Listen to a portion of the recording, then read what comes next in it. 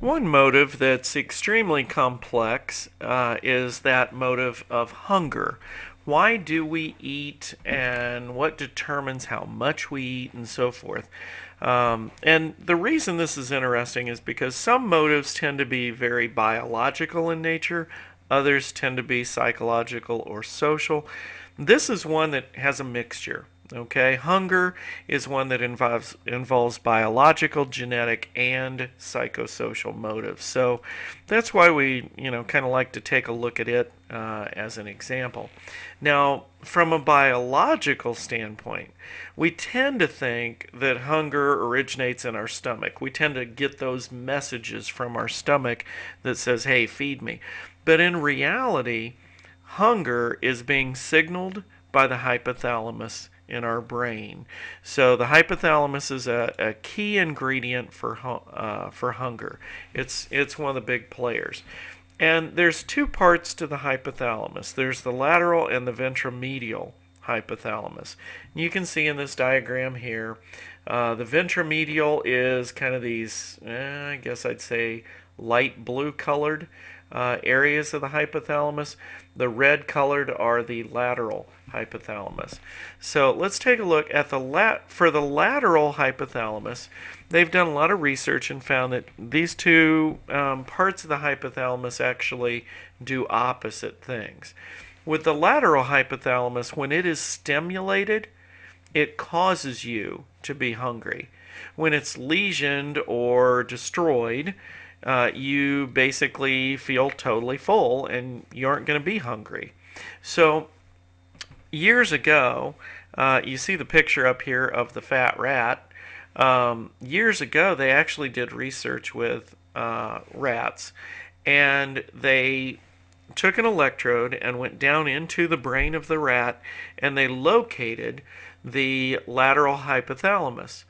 And then they continued to stimulate that hypothalamus, that part of the hypothalamus. And what they found was the rat continued to eat. And it just kept eating and eating and eating and eating. And you would think sooner or later it would get full, but the brain was telling it to eat. And therefore it continued to eat and literally ate itself to death. This is years ago with a lot of the research that they did back then. But that's the role of the lateral hypothalamus. Now, the ventromedial hypothalamus essentially does the exact opposite. When it's stimulated, people feel full. But when it's lesioned or when it's destroyed, that person's never going to feel full again. Okay, so you can see how the different parts of the hypothalamus do different things. Okay, which this kind of leads us to one area, another theory anyway, related to hunger and weight control, and that is the set point theory. The set point theory essentially says that we are genetically predetermined to weigh a certain amount, okay, in terms of as we grow and we go through different growth spurts and we, at different times of our life, we are kind of programmed genetically to weigh a certain amount. And again, this is, it's kind of like a thermostat, okay, that when we get to the point where we're trying to gain weight, our body may tell us that, hey, we're about the weight that we're supposed to be, and our body tries to keep us from gaining too much weight. On the other hand, it tries, like if you're trying to lose weight, it tries to keep it at a certain weight. So it will affect not only the hypothalamus, but also the hormones that go into your body in terms of making you hungry. Now, the leptin theory. This is one that believes that leptin, which is a hormone, travels through the bloodstream and signals the brain that the stomach's full. So sometimes you can see, like in diet medications and things like that, if you look up various types of diets, there's actually leptin diets where people will take pills and stuff that have leptin in it that increase the levels of leptin in your body with the idea that it's going to tell your brain not to eat. So that's another theory that goes about with weight.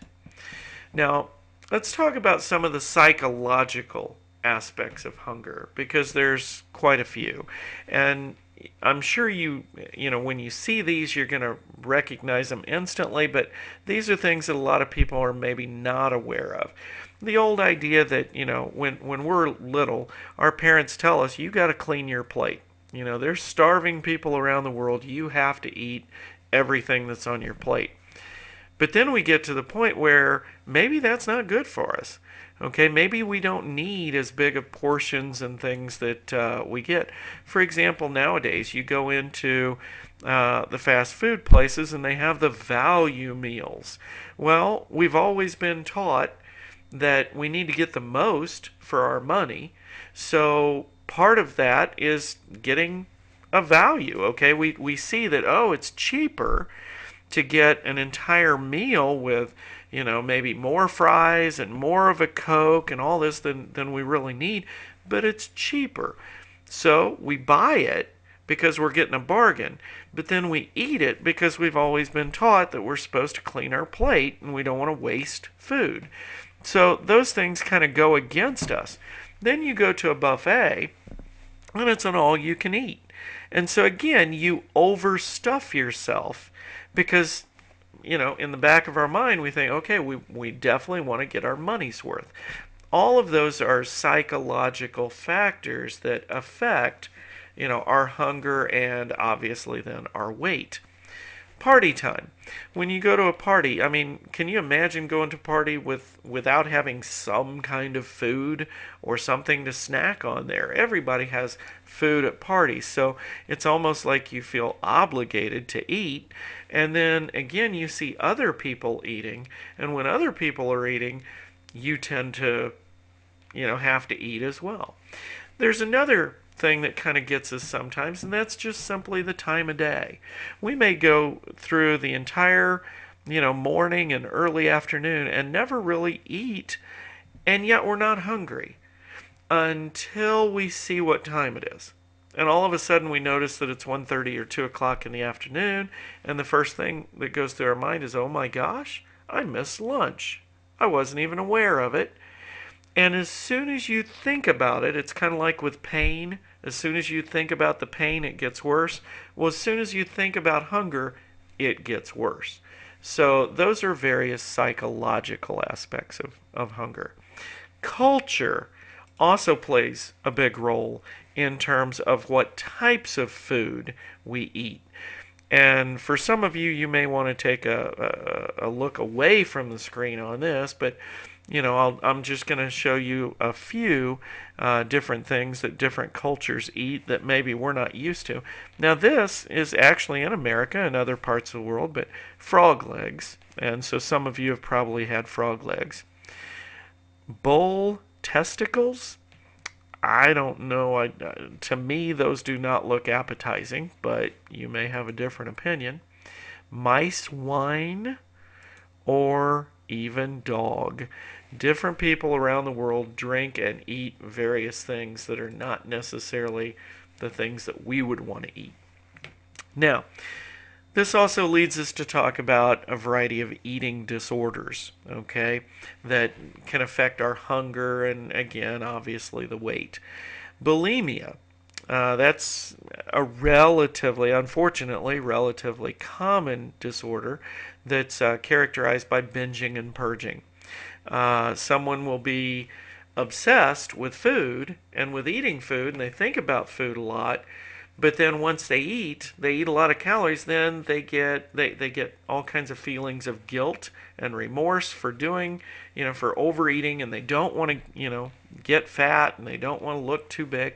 So then they go and they purge by either vomiting or taking laxatives to try and get that food out of their system, before it can actually be absorbed by the body. So now bulimia affects women more than men, but it's not restricted to women. I actually had a fraternity brother in college that was a long distance runner, great shape, outstanding individual, and during his, I guess it would have been between his sophomore year and junior year of college. He went away for the summer, he came back, and everybody noticed that he had lost a tremendous amount of weight. And then he got back, and then we noticed very quickly that he was binging and purging. And part of it was he, again, wanted to kind of remain thin to help him in his long distance running, but he was putting too much stress on the body and so forth. It was not a good scenario. That young man actually ended up having to leave school during his junior year, went home, never returned to school, and unfortunately actually died as a result of bulimia. It's a very serious disorder. Anorexia is the same thing, where people starve themselves below 85% of what their normal body weight would be. They can, like in this picture here, they can be thin as can be, but yet when they look in a mirror, they see themselves as big or fat. Okay, so this is more of a psychological thing in terms of how they view themselves. Now, this also brings up the opposite end of the spectrum, and that's obesity. And that's something that our country is dealing with a lot nowadays. And some people obviously can become obese because of their eating habits and things of that nature. But a lot of times, obesity is one of those things that's genetically predisposed. Some people are predisposed to be heavier, and they do everything that they can to lose weight or control it, and they just can't seem to do it. So there's a variety of things that can affect this, but this is one thing that our nation is dealing with quite a bit today. All right, let's stop at that point.